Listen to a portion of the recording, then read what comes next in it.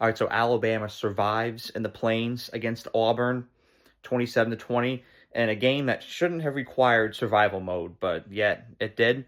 When I say that, I'm referring to the fact that Alabama was up by as much as 17 to nothing at one point.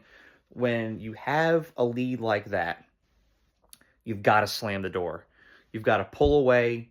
You've got to assume control, make it your game. You dictate the tempo, you dictate the flow at that point.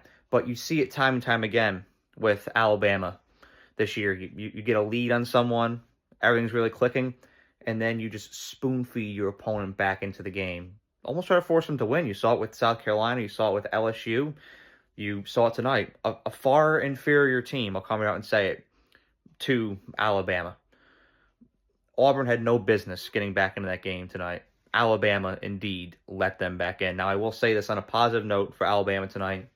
A win's a win. Anytime you beat Auburn is great. You've got to embrace that. Kalen DeBoer's call of having Ty Simpson throw it on fourth down up against the goal line to score that touchdown. I mean, that infuses a certain level of confidence in your players. I love that. I know that people were divided on that because it was pretty ballsy. It was pretty crazy. But when you step away from that as a coach, if you get it, you're a genius. If you don't, you're an asshole. You've got to view it through the lens of what's going to help with my players' development the most. And going forward in that situation was the right call. But I think that Alabama gets a little bit cute with its play calling at times. And I saw this with Penn State a lot last year. You've got a lot of talented players. You want to prove that you're a good play caller by being creative, being innovative. Just do what works. From a talent standpoint, I think there's only one team in college football that's superior to Alabama right now, and that's Ohio State. This is the second most talented team in America. Play like it. Do not outthink the room. When you outthink the room, you overthink play calling, you let these teams get back in these games, you spoon feed them momentum, and when you don't do the little things well, penalties and such, you let these teams get back into these games.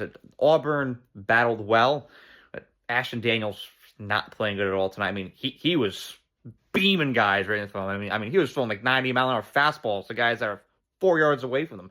A lot of drops in Auburn tonight, and so they got things going a little bit, but it's because of the momentum that was being spoon-fed to them. I saw it happen a lot with Alabama this year, right? LSU, South Carolina, can't let that happen against Georgia next week. I know I'm being very critical right now. I'm an Alabama fan. I'm very happy that the Tide pulled this off, but realistically, reflecting on this, these are things that need to be corrected on moving forward. This is a great team, a lot of potential. If they do the little things well, they can go far. If not, it'll be disappointing.